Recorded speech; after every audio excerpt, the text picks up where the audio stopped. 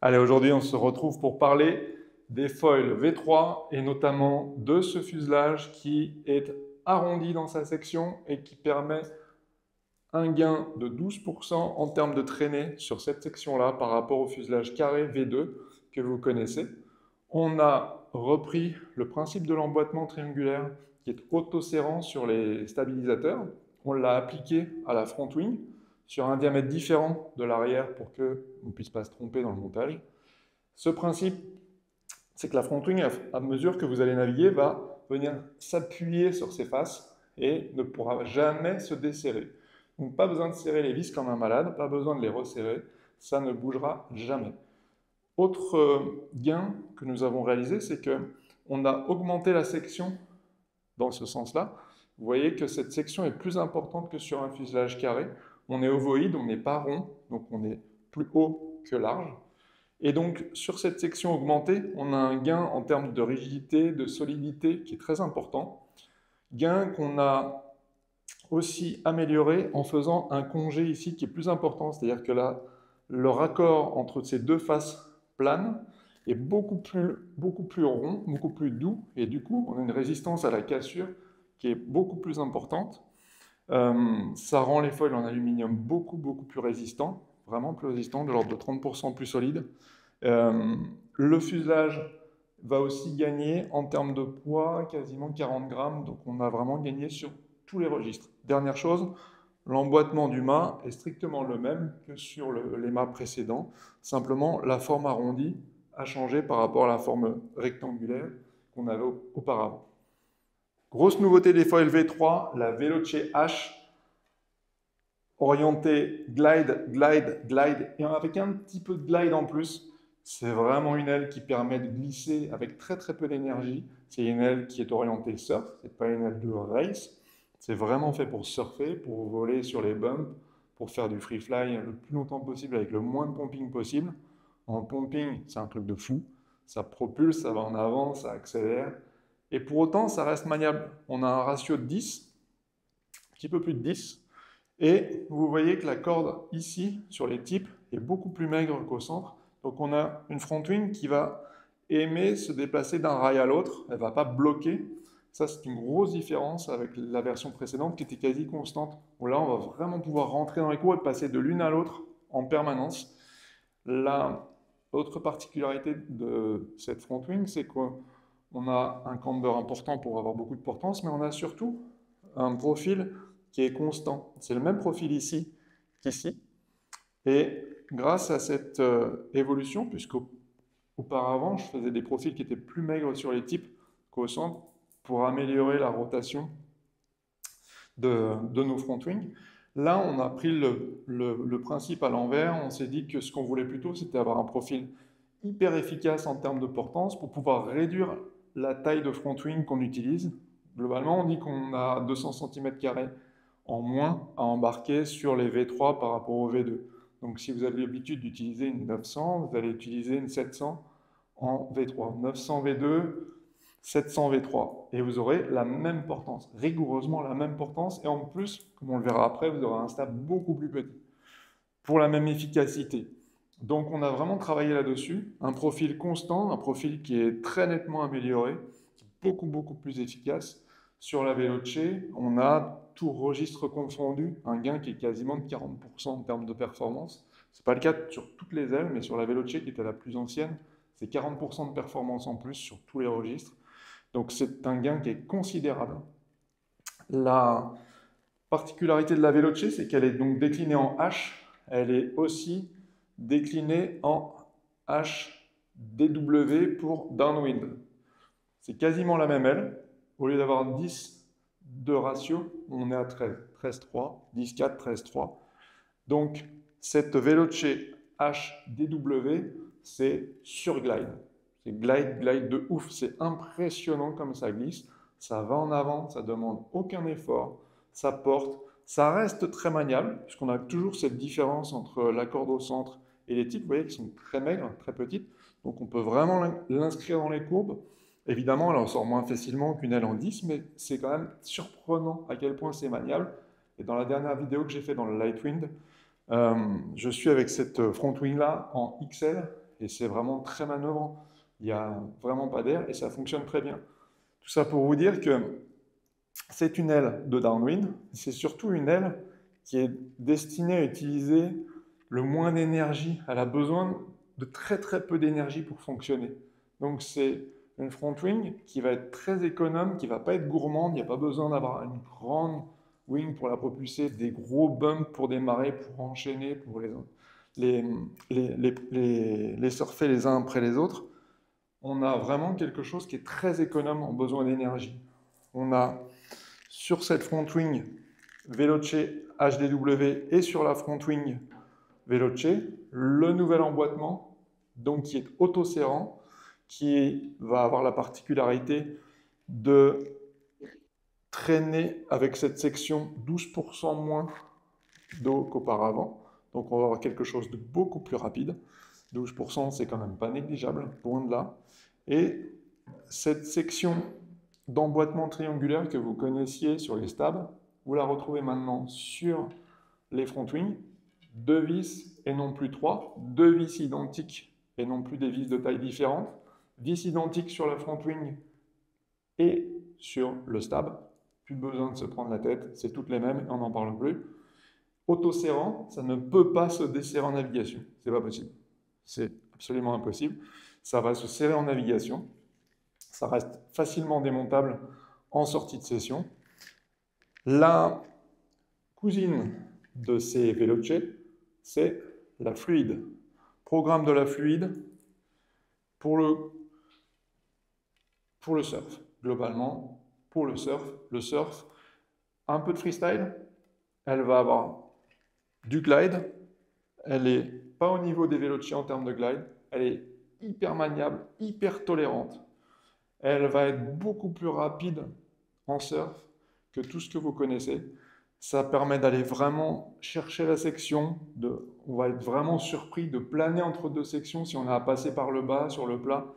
Elle va glisser, elle va vous permettre de connecter toutes ces sections. Elle est pour autant extrêmement maniable puisqu'on a un ratio un tout petit peu supérieur à 8. Elle reste extrêmement maniable, extrêmement joueuse.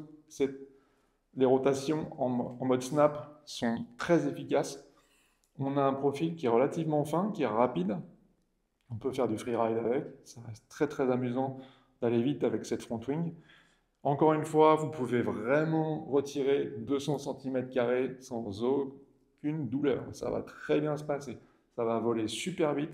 Vous allez utiliser une 700 à la place d'une 900 et ça va être 10 fois plus maniable, 10 fois plus joueur. C'est vraiment ultra agréable.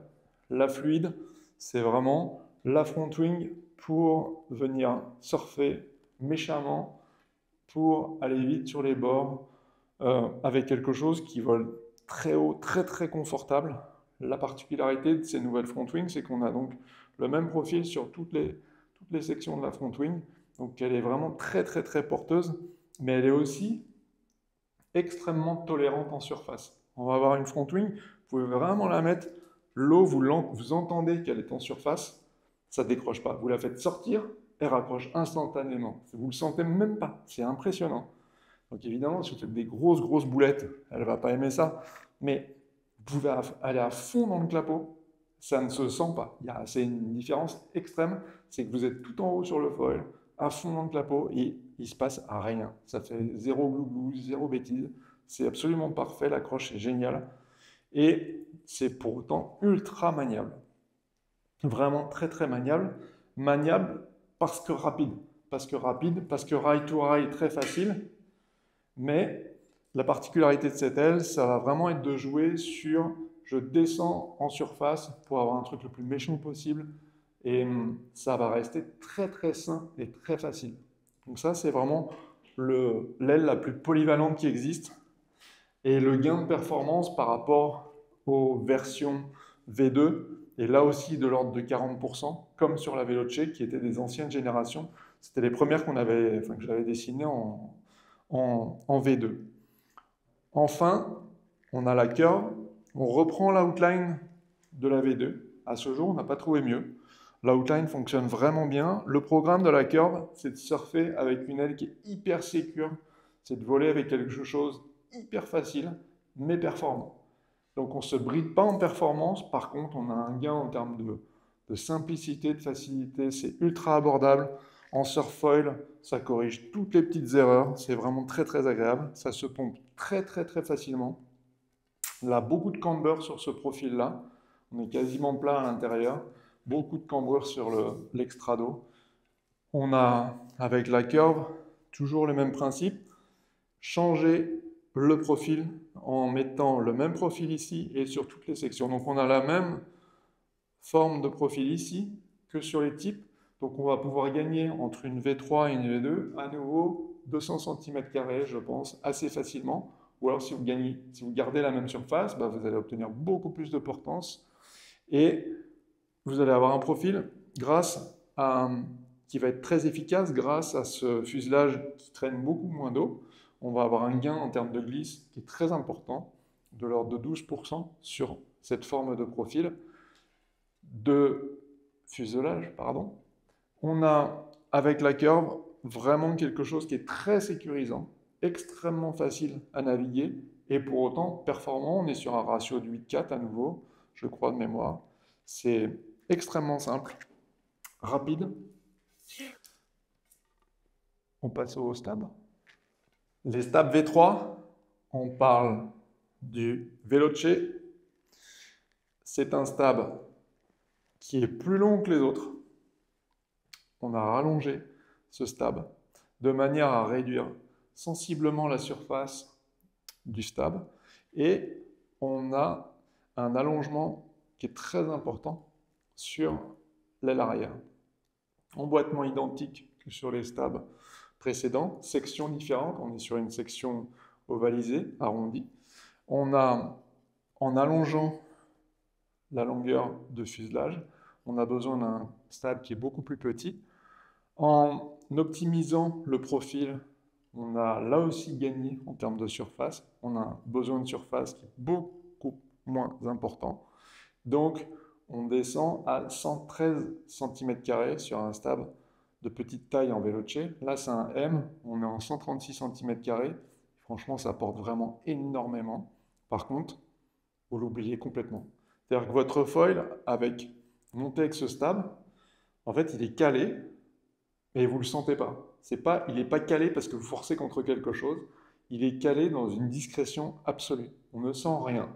C'est très perturbant. Ça va parfaitement droit. Ça fait exactement ce que vous voulez.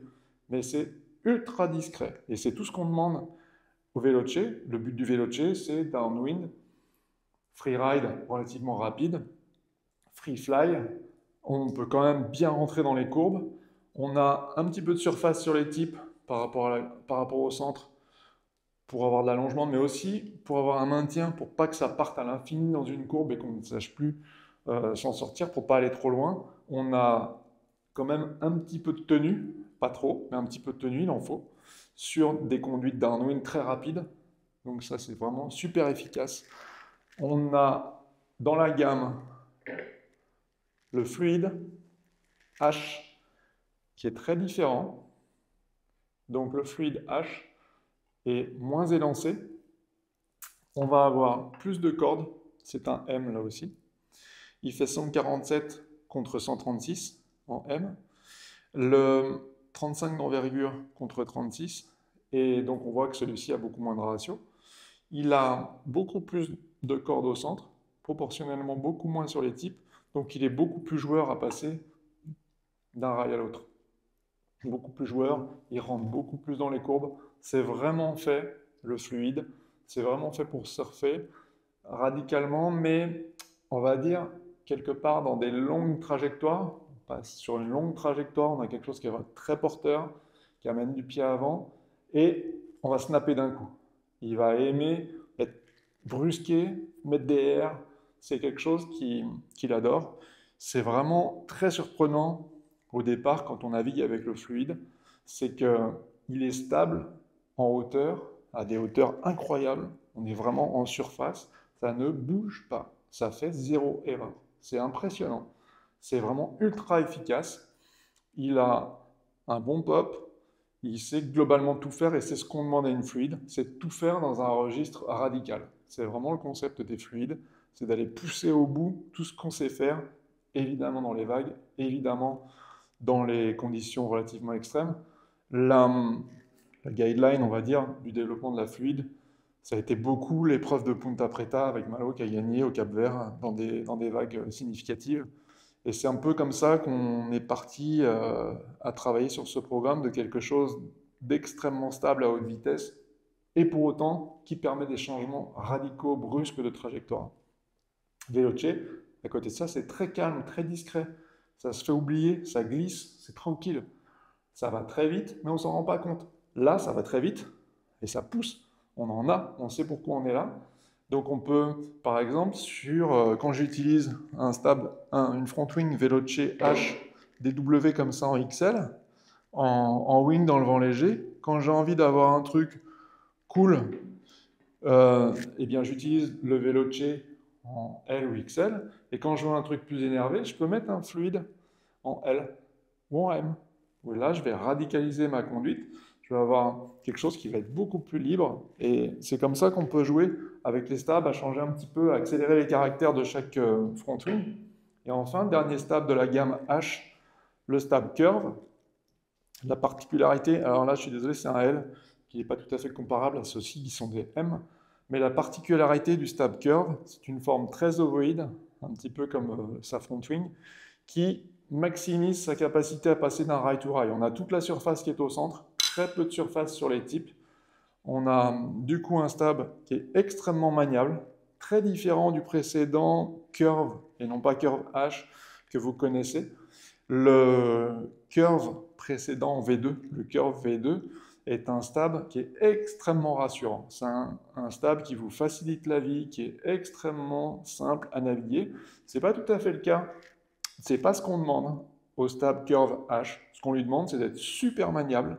Donc il va être très maniable sur cet axe, puisqu'il a une surface très faible sur les types, importante au centre, et il va aussi être très maniable sur cet axe, parce que il est plus court que ses copains. Alors ça se voit moins parce que c'est la télé au-dessus, je suis désolé, mais il a beaucoup moins d'empattement que les stabs Veloce et Fluide. Si je les mets tous, ouais, vous voyez, si je les mets tous ensemble, on voit que le curve a vraiment moins d'empattement que les deux autres. Le Fluide a moins d'empattement que le Veloce. Et donc, on va avoir un stab qui va serrer les courbes, qui va être capable de passer d'un rail à l'autre extrêmement facilement, et qui va serrer les courbes, qui va les fermer, un petit peu comme le stab freestyle V2. Le stab freestyle V2 en 39 par exemple donnait un petit peu cette sensation-là, pouvoir vraiment fermer les courbes sans être obligé de les snapper. Donc il y a une différence, ça se voit beaucoup en wakefoil, les gens qui font du wakefoil, on voit beaucoup, au début, ils font des virages comme ça. Et à mesure qu'ils progressent, ils font vraiment des courbes, c'est-à-dire qu'ils passent d'un rail à l'autre. Donc ça, c'est le stab qui permet de fermer ces courbes sans les snapper. Stab curve.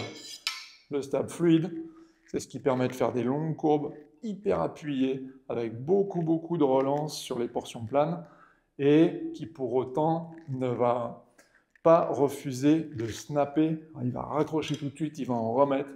Vous allez pouvoir relancer tout de suite. Le stab Veloce, c'est glide maximal. On va vite, sans être débordé, toujours dans le confort. C'est très calme, c'est très facile à arriver. Paradoxalement, il a l'air d'être le plus radical de la gamme, mais finalement, c'est peut-être le plus doux en navigation. C'est celui qui est le plus effacé. Et c'est tout ce qu'on lui demande, c'est de ne pas tirer d'eau. Donc, ces trois stabs, on va les conjuguer avec la front wing curve,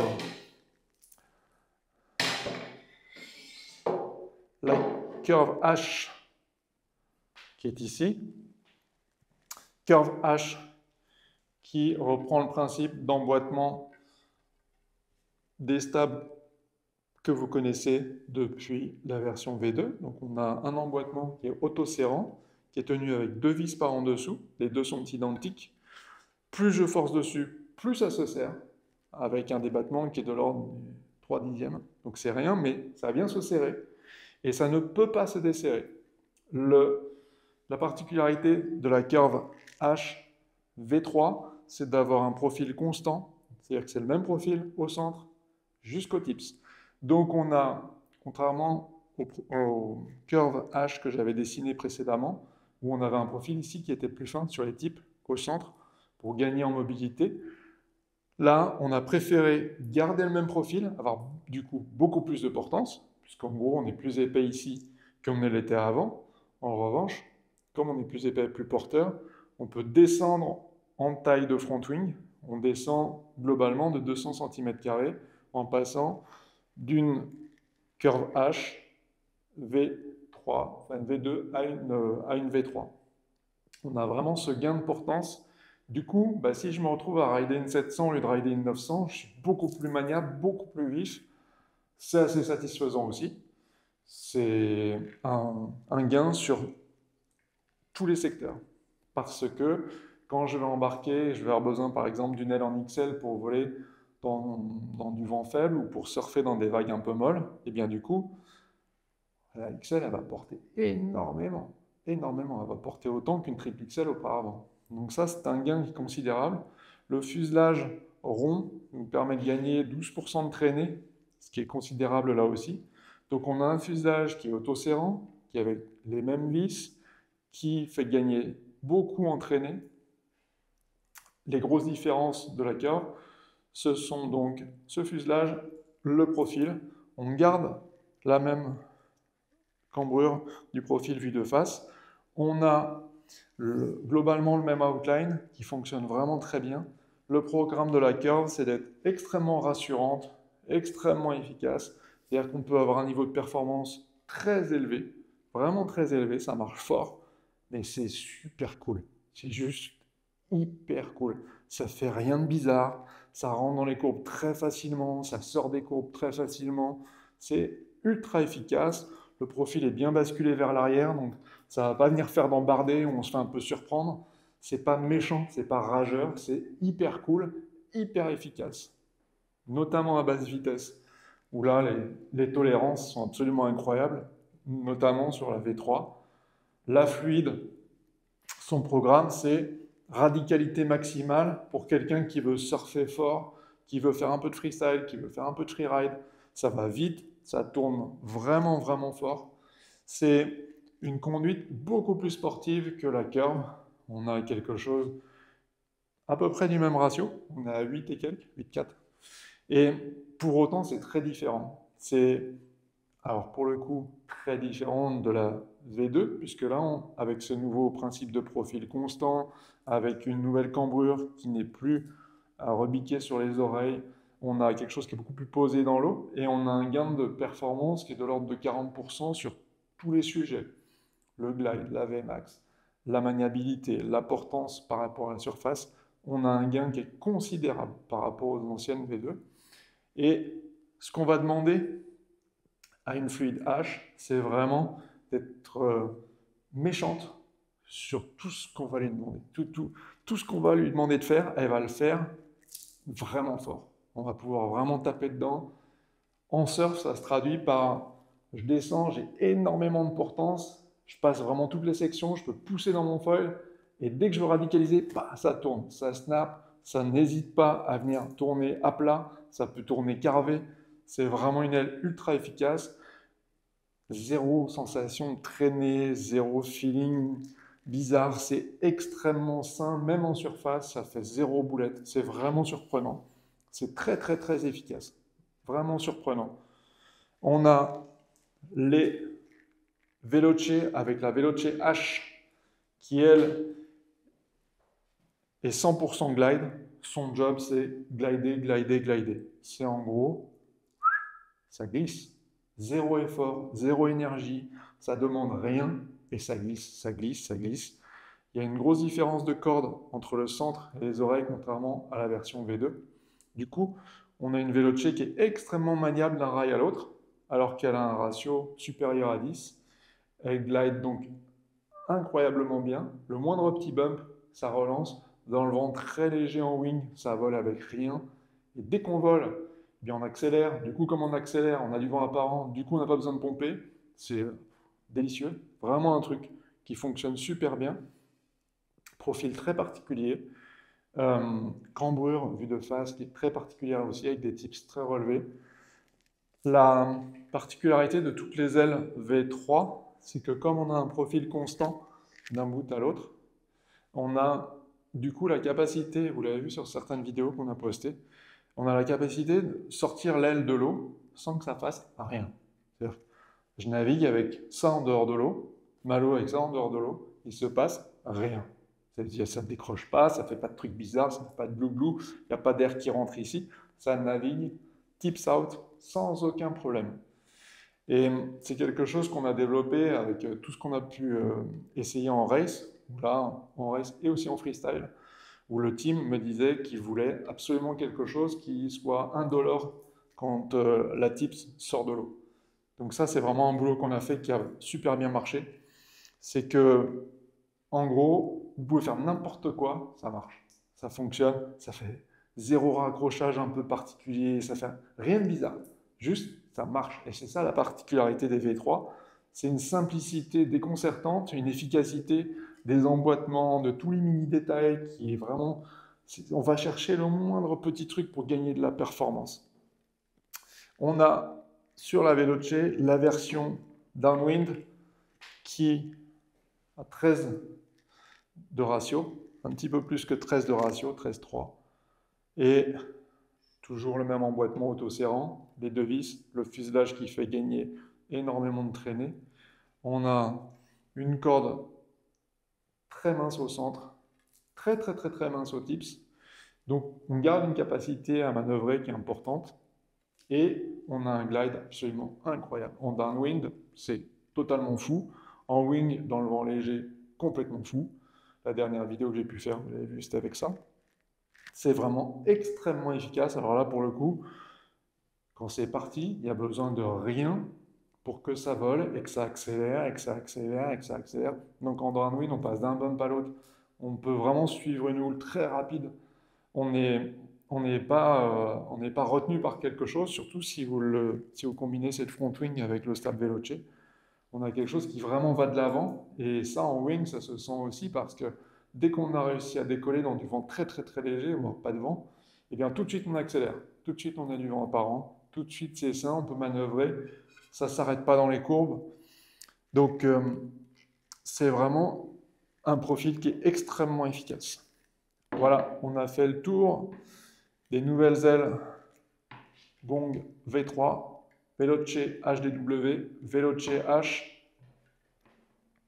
Fluid H, Curve H. Donc là, deux versions du surf. Le surf super cool, le surf énervé. Et, hop là. Et ici, deux versions du glide. Le glide très cool, très maniable. Le glide très glissant et très énervé pour aller au bout des choses. Voilà.